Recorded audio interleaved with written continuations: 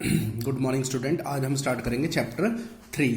Chapter 3 क्या है हमारे पास? Pair of linear equations in two variable. तो 9th क्लास में हम पढ़ के आ चुके हैं। लीनियर की जनरल इक्वेशन क्या होती है? ax plus b y plus c equal to 0। अब ये हम पढ़ के आए हैं 9th क्लास में, linear equation of two variable. लेकिन इसमें एक ही इक्वेशन थी। अब हमारे पास क्या होंगी? दो इक्वेशन दी होंगी 10th क्लास में। ये दो लीनियर इक्वेशन दी होंगी, अलग अलग डिफरेंट लीनियर इक्वेशन दी होंगी। उन लीनियर इक्वेशन को सॉल्व करने के लिए हमारे पास क्या है? दो मेथड है। पहला मेथड है ग्राफिकली मेथड, दूसरा है एल्जेब्रिकली मेथड। एल्जेब्रिकल मेथड में हमारे पास तीन मेथड हैं: सब्स्टिट्यूशन मेथड, एलिमिनेशन मेथड और क्रॉस मल्टीप्लिकेशन मेथड। हम इनमें से किसी भी मेथड को अप्लाई करेंगे तो आंसर इसमें सब में क्या आएगा? एक ही आएगा। अब हम सबसे पहले बात करते हैं ग्राफिकल मेथड की। सबसे पहले हम बात करते हैं ग्राफिकल मेथड की। ग्राफिकली में अब हम क्या करते हैं? सबसे पहला है, अगर हम दो लाइनों का ग्राफ ड्रॉ करते हैं और ग्राफ ड्रॉ करने पे वो दोनों लाइनें आपस में कट करती हैं, कट या फिर इंटरसेक्ट, तो इसे क्या कहा जाता है? Unique solution. अगर हमें ग्राफ की हेल्प से कोई सॉल्यूशन फाइंड करना है तो हम दोनों लाइनों का ग्राफ बनाएंगे। जहाँ पे दोनों लाइनें कट करेंगी, इंटरसेक्ट करेंगी, वो हमारा आंसर होगा। यानी कि हमारा आंसर हो गया x equal to a, y equal to b. तो इसे क्या कहा जाता है? Unique solution. यानी कि हमें यहाँ पे x और y की वैल्यू मिल जाएगी इस मेथड से, चाहे हम कोई सा भी मेथड अप्लाई करें। दूसरा मेथड होता है, हमने अगर ग्राफ ड्रॉ करा और ग्राफ ड्रॉ करने के बाद दोनों लाइनें क्या आ गई? पैरेलल आ गई। अगर दोनों लाइनें क्या आ गई? पैरेलल लाइंस, यानी दोनों लाइनों का ग्राफ आपस में पैरेलल आ गया। पैरेलल मतलब जो लाइनें आपस में कभी इंटरसेक्ट नहीं करती, तो उसे क्या कहा जाता है? No solution. और तीसरा होता है हमारे पास, तीसरा होता है कि हमने एक लाइन का ग्राफ ड्रॉ करा, ये हो गई हमारी L1। दूसरी लाइन का ग्राफ ड्रॉ करा, वो भी उसी लाइन के ऊपर आ गया। इसे कहते हैं कोइंसिडेंट लाइन, यानी दोनों लाइनों का ग्राफ एक लाइन के ऊपर ही बन के आ गया। तो इसका नाम होता है infinite number of many solution. Infinite number of many solution, ये होता है infinite number of many solution. तो ये हमारा क्या है? ग्राफिकल मेथड है। तो ग्राफिकल मेथड में हमारे पास तीन तरह के सॉल्यूशन हो गए। यूनिक सॉल्यूशन उसे कहते हैं जब दोनों लाइनें आपस में कट करेंगे और जहाँ पे कट करेंगे वहाँ पे हमारा आंसर आ जाएगा x equal to a, y equal to b. दूसरा होता है पैरेलल लाइंस। पैरेलल लाइन में हमारा कोई आंसर नहीं निकलेगा, बस सॉल्यूशन का नाम लिख के छोड़ देंगे, पैरेलल लाइन। तीसरा होता है कोइंसिडेंट लाइन, इसका नाम होता है इनफाइनाइट नंबर ऑफ सॉल्यूशन। इसमें भी हमारा कोई आंसर नहीं आएगा क्योंकि इसमें इनफाइनाइट आंसर पॉसिबल है, तो इसका भी हमारा कोई आंसर नहीं निकलेगा, सिर्फ आंसर यूनिक सॉल्यूशन का ही निकलेगा।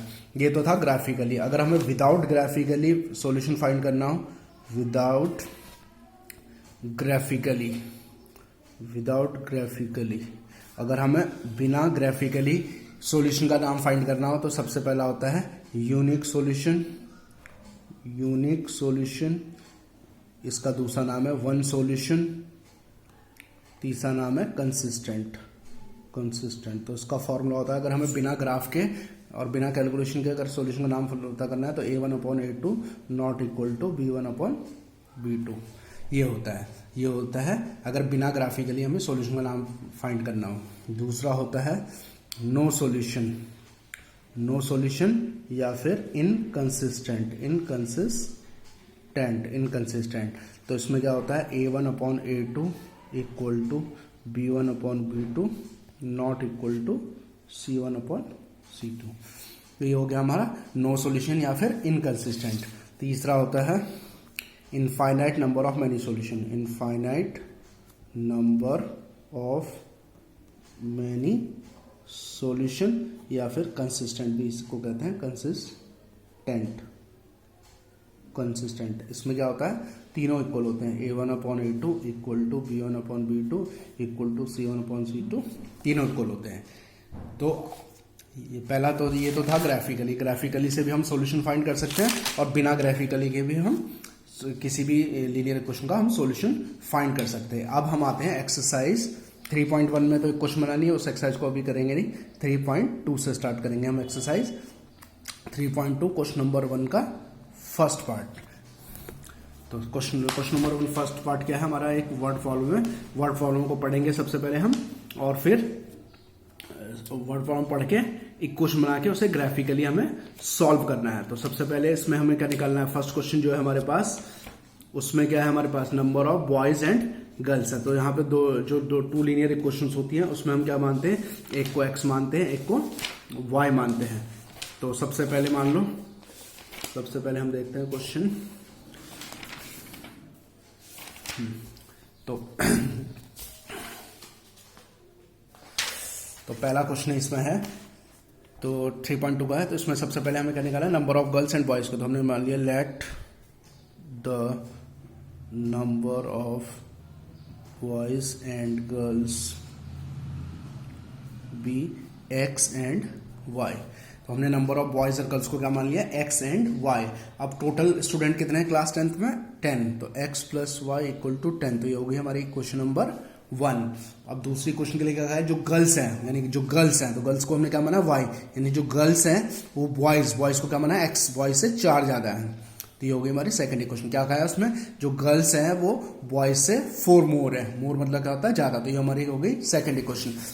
तो इसे हमें ग्राफिकली सॉल्व करना है, इसका आंसर जो निकालना है। अब हमें फाइंड करना है कितने बॉयज कितने गर्ल्स हैं क्लास में से, ठीक है। तो अब इसमें ग्राफिकली बनाने के लिए हमें 2 सॉल्यूशन बहुत होते हैं, वैसे तो 3 सॉल्यूशन होता है, लेकिन हम 2 सॉल्यूशन से भी ग्राफ बना सकते हैं। तो हमें ग्राफ जब बनाते हैं, तो हमें ग्राफ में बनाते टाइम ये ध्यान रखना है कि हमारी वैल्यू डेसिमल में ना आए। इस हिसाब से हम पुट करें कि वैल्यू डेसिमल में ना आए। तो इसका सबसे आसान तरीका होता है, एक बार x0 पुट करो, एक बार y0 पुट करो। तो ये फर्स्ट इक्वेशन का ये है, सेकंड इक्वेशन का। इसमें x अगर हमने 0 डाला तो y की वैल्यू क्या आ गई 10, और अगर y0 डाला तो x की वैल्यू क्या आ गई 10। सबसे आसान 0 से ही होता है। अगर 0 से डेसिमल में आ रहा है तो हम दूसरा नंबर डाल सकते हैं, लेकिन सबसे पहले 0 ही डाल के देखते हैं। अगर 0 से डेसिमल में नहीं आ रहा है तो बहुत ही अच्छी बात है। अब यहाँ पे भी हमने क्या डाला, x0 डाला, इस इक्वेशन में x0 डाला तो y की वैल्यू आ गई 4, और y0 डाला तो x की वैल्यू आ गई -4। अब क्या करेंगे, हम इस ग्राफ को प्लॉट करेंगे। अब इस ग्राफ को प्लॉट करेंगे तो हम नीचे वाला तो बनाएंगे नहीं, क्योंकि नीचे नेगेटिव में कोई नंबर जा नहीं रहा है, तो इसलिए नेगेटिव का ग्राफ मैं बना नहीं रहा। तो उसमें हम 2-2 का गैप देते हैं, 2, 4, जितने बड़े नंबर होता है उतने का गैप सकते हैं, 6, 8, 10। ये x एक्सिस हो गई, 2, 4, 6, 8, 10। ये हमारी y एक्सिस हो गई। तो सबसे पहले हम फर्स्ट लाइन का ग्राफ बनाएंगे, x0 y 10, x की वैल्यू 0 और y की वैल्यू 10। ये रहा पहला पॉइंट हो गया, इसमें x 10 y 0। तो ये पहली लाइन का ग्राफ हमारा ये बन के आ गया। तो पहली लाइन का ग्राफ ये बन के आ गया। स्केल से बना देंगे, अभी तो हाथ से बना रहा हूँ मैं डायरेक्ट। अगले में x0 y 4, x0 और y 4 ये रहा, और इसमें है x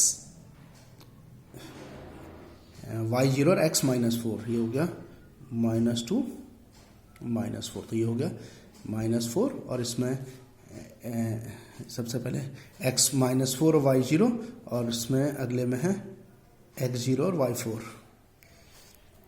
x0 डाला तो हमने y की वैल्यू 4 आ गई, y0 डाला तो x की वैल्यू -4 गई। तो y एक्सिस का है, तो यहाँ पे x एक्सिस का -2 -4 -6। तो ये हो गया x -4 y0। तो ये हमारा ग्राफ बन के आ गया। तो जहाँ पे ये इंटरसेक्ट करेगा ये हमारा आंसर हो जाएगा। जहाँ पे ये इंटरसेक्ट करेगा तो वो हमारा आंसर हो जाएगा। तो यहाँ पे जो इंटरसेक्ट करेगा ये तो हमारा आंसर हो जाएगा। ये थोड़ा बीच में आएगा, ग्राफ का अंतर है, ये 3 पे आना है और ये 7 पे आना है। तो ये हो गया हमारा 3,7। यहाँ पे ग्राफिकली नहीं बना हुआ है, इसलिए ये थोड़ा सा गलत बन रहा है, लेकिन जब हम ग्राफ पे बनाएंगे तो बिल्कुल सही बनेगा।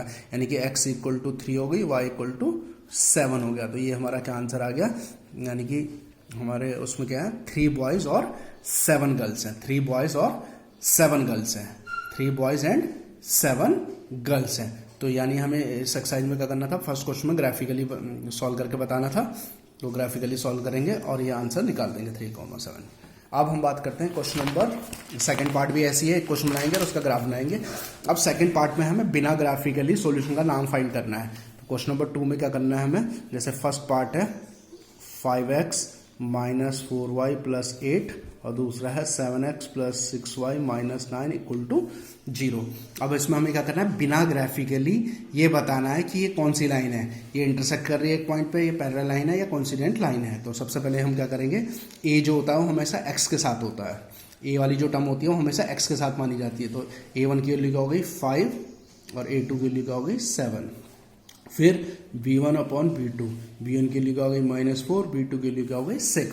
फिर निकालेंगे c1 अपॉन c2 8 और ये हो गया -9। तो अब हम देखेंगे क्या ये दोनों इक्वल हैं। जैसे हमने काट के छोटा करा तो कोई इक्वल नहीं है, तो हमने देख लिया a1 upon a2 not equal to b1 upon b2। So it is intersecting line है, यानी कि ये क्या है इंटरसेक्टिंग लाइन है, यानी कि ये जो इसका जो सॉल्यूशन है इंटरसेक्टिंग लाइन है, इसका कोई ना कोई आंसर निकलेगा। अगर हम इसका ग्राफ बनाएंगे तो ये इंटरसेक्टिंग लाइन होगा। अगर ये दोनों इक्वल आएंगे, तीसरा नॉट इक्वल आएगा तो वो पैरेलल लाइन होगी, और अगर तीनों इक्वल आएंगे तो वो कोइंसिडेंट लाइन होगी। तो हमें ये बताना है, और क्वेश्चन नंबर 3 में भी यही करना है। क्वेश्चन नंबर 3 में भी हमें इसी तरह से बिना ग्राफिकली सॉल्यूशन का नाम बताना है, कंसिस्टेंट और इनकंसिस्टेंट। तो ये ध्यान रखना, कंसिस्टेंट यूनिक सॉल्यूशन को भी कहते हैं, यानी कि अगर एक भी इक्वल नहीं होगा, और अगर तीनों इक्वल होंगे तो इनफाइनाइट को भी कंसिस्टेंट कहा जाता है, और नो सॉल्यूशन को इनकंसिस्टेंट कहा जाता है, क्योंकि क्वेश्चन नंबर 3 में हमें कंसिस्टेंट और इनकंसिस्टेंट का वो बताना है। Okay, thank you.